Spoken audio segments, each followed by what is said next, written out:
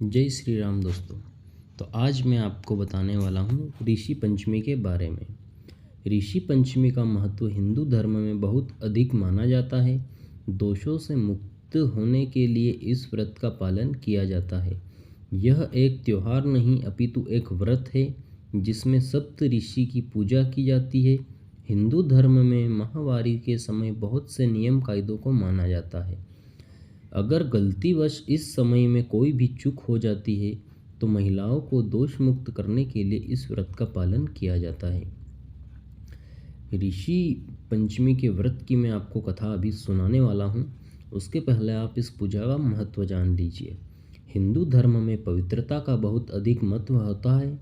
महिलाओं के मासिक के समय में वे सबसे अधिक अपवित्र मानी जाती है। ऐसे में उन्हें कई नियमों का पालन करने कहा जाता है, लेकिन इसके बावजूद उनसे जाने अनजाने में चूक हो जाती है, जिस कारण महिलाएं सप्त ऋषि की पूजा कर अपने दोषों का निवारण करती है। अब ऋषि पंचमी व्रत की कथा। इस व्रत के संदर्भ में ब्रह्मा जी ने इस व्रत को पापों से दूर करने वाला व्रत कहा है। इसको करने से महिलाएं दोषमुक्त होती है।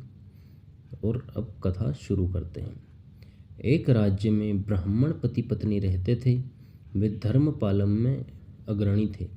उनकी दो संतानें थी, एक पुत्र एवं दूसरी पुत्री। दोनों ब्राह्मण दंपत्ति ने अपनी बेटी का विवाह एक अच्छे कुल में किया, लेकिन कुछ वक्त बाद ही दामाद की मृत्यु हो गई। वैधव्य व्रत का पालन करने हेतु बेटी नदी किनारे एक कुटिया में वास करने लगी। कुछ समय बाद बेटी के शरीर में कीड़े पड़ने लग गए। उसकी ऐसी दशा देख ब्राह्मणी ने ब्राह्मण से इसका कारण पूछा।